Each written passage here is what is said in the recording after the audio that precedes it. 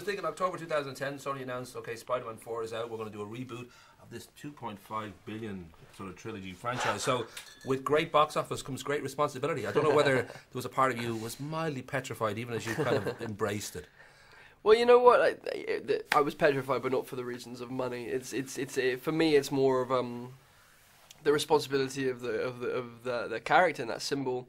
Like, it really does mean a lot to me, and you know, this story, this legacy, the story of Spider-Man and Peter Parker is so important, I think, for young people, and in terms of the universal themes and messages that it has. If you got a kid who's dealing with the problems of being an adolescent, and he's given this power to do good for his community and to be a father to his city, and he makes the choice every day to do that, and it's a struggle, and what a wonderful example was for me, and it is for all kids around the world. I know, we should just mention, actually, just as an aside, you're on a battery hen kind of tour of having to do millions of interviews. You did a great job, by the way, just so you know that in your heart, because there's a lot of questions. I'm sure you're going to go to a lot of days of being in a daze, but yeah. Well done. But as I say, we'll get Cheers. deep, and I'll be critical about other stuff, but just so you know I'd love to hear the critical stuff. When I spoke to you for Social Network, and we just spoke briefly at the end about this, you said, there was a nice quote, you said, I'm probably going to be the guy in the movie theatre shouting abuse at myself. You've seen the film, did you do any shouting? Did you? I didn't shout, I didn't do it, you know, like, vocally, it was all internal. It was, you know, well, I mean, like, it's weird listening to yourself back on an answering machine. So it's like terrible watching yourself in 3D playing a character that has been your hero since you were 3 years old. It's just hard. But you know what? I know how hard I worked. I know I did everything I could. And it's a nice thing to be able to say. You know, it's not the winning or losing. It's how you play the game. And you know, I played the game as hard as I could and left it all on the field. And I'm proud of that. So. I know that early on you rebelled against, I think your swimming coach father had a very kind of strong fitness regime, and you decided that wasn't for you. And I just got cold in the pool. Yeah.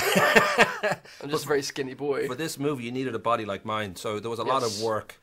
Yes. So there's a lot of work involved. I don't know if it just felt, you know, kind of, I don't know if empowering. It felt good to sort of go there because you can actually physically change your. Yeah, there's something wonderful about that, and that's something that, you know, it was for the character, it's for the role, because that's what Peter Parker feels. And I was like, well, that's what I need to feel, so that I know what that feeling is, because I've always been a skinny kid with the body I have, and you know, in order to do honor and service to the role, and for myself and my own ego, it was a really nice thing to achieve, and terrible work, and I don't advise it to anyone, because you go into an existential crisis every time you pick up weights, I find, and you literally are like, why am I lifting these now and putting them down? And why am I doing that again? Oh my God, I'm a rat on a wheel, and I'm still doing it. And why? You know, it's an interesting thing.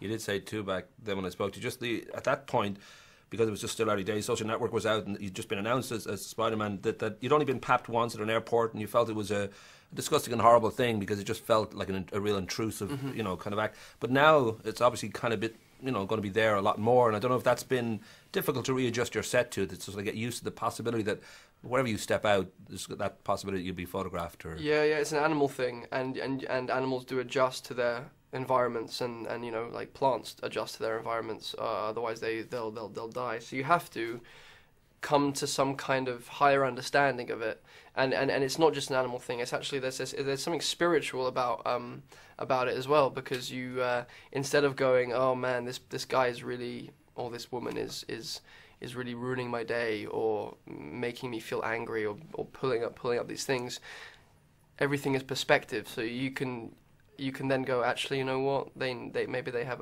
a son at home, maybe they're an immigrant, and they couldn't get a job somewhere else, and they need to make money to support a big family, and then suddenly when you realize that we're all going through the same human experience, and that you just to remind yourself of that we're all part of the same thing, it becomes a lot easier to have empathy. I think empathy is everything, and then if you have empathy with someone else, then more often than not, they'll feel empathy with you. And I've spoken to a lot of them, actually. I always have conversations with them whenever I can, whenever they're available to, and if they're not, then I just try and go on about my day. But usually when a conversation is struck up, there's something very positive and nice that comes out of it, because it just ends up being two human beings talking, and then suddenly the day becomes lighter. So you haven't done a full Bieber on anybody? You don't feel that way? What happened with that? Just a photographer, I think, harassed him. He gave a push, and then it became. Well, the thing is, like, I can empathise with that too, and I can understand Sean Penn, whatever. Yeah, I can understand Woody Harrelson. Like, you're like, it's like because some of them can be very hateful and they can be very provocative, and like dark, like operating from that dark place, and it takes a very big person to be able to say, if someone's abusing your child in front of you, or abusing your wife or your mother, and saying like, or like if a relative has just died and they're provoking you about that, there's something inhumane about it. And even thinking about it now makes me want to punch you in the face, even though you're nothing to, you know what I mean? You, because of your Steely Dan t-shirt. I don't like Steely Dan. No, I love Steely Dan. Right. My dad would be very happy you're wearing a Steely Dan t-shirt.